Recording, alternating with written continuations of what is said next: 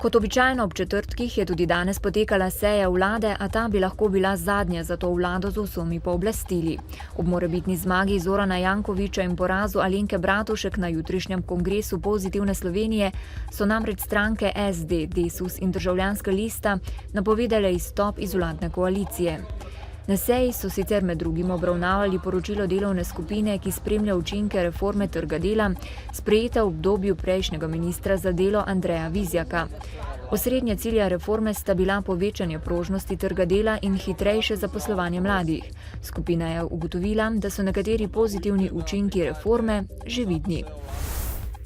Poslanci pa na izredni seji odločajo o tem, kdaj bo referendum o noveli zakona o arhivih. Ustavno sodišče je odločilo, da referendum ne bo potekal 4. maja.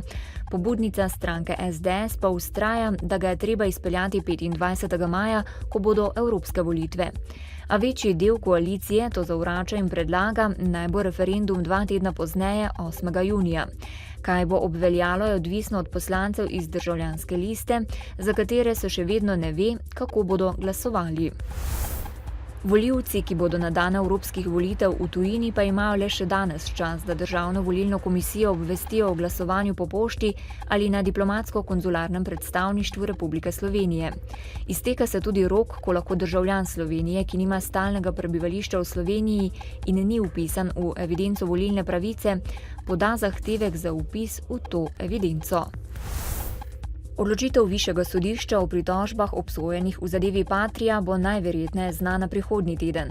Sodišča so sporočili, da bodo sodbo v tej zadevi poslali na okrajno sodišče najverjetneje v ponedeljek.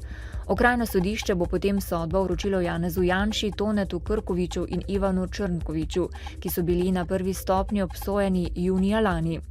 Janša je bil obsojen na 2 leti zapora, Krkovič in Črnkovič pa na 22 mesecev. Vsi trije so se zoper sodbo pritožili.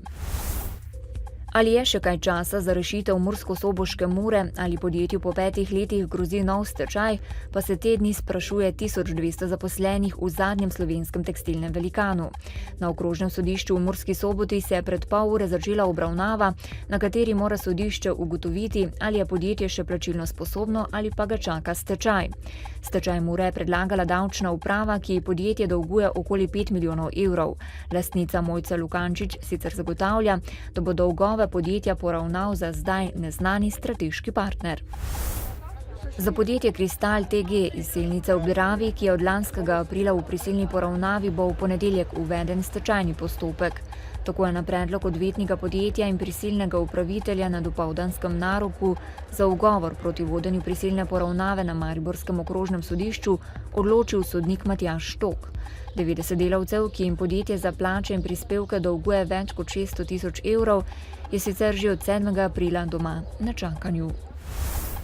Delničarji Petrola so na današnji skupščini podprli nasprotni predlog Slovenske odškodninske družbe o izplačilu višjih dividend od predlaganih.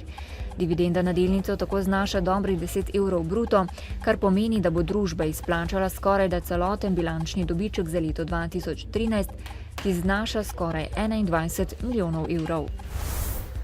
Čez 1 uro ob 17. se bo v Narodnem domu Maribor začela slovesnost ob državnem prazniku Dnevu upora proti okupatorju in spominskem dnevu mestne občine Maribor. Slavnostni govornik bo mariborski župan dr. Andrej Fištravec. Šport. V Južni Koreji, kjer poteka svetovno hokejsko prvenstvo divizije 1, je slovenska reprezentanca premagala Ukrajino. Rezultat je bil 5-3 za naše. Za preboj med elito, do katere vodita prvi 2 mesti, bo morala slovenska reprezentanca premagati Avstrijce. Tekma bo v soboto. Vreme. Jutri bo spremenljivo do pretežno oblačno, možne so popoldanske plohe ali nevihte.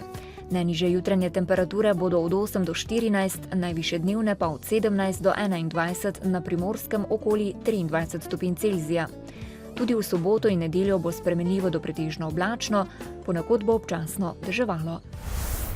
Danes v Dnevniku televizije Maribor. Odločitev sodišča o stečaju spremljali tudi delavci.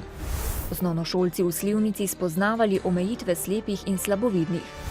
Ob 65-letnici delovanja v mariborski knjižnici opozorili na številne težave.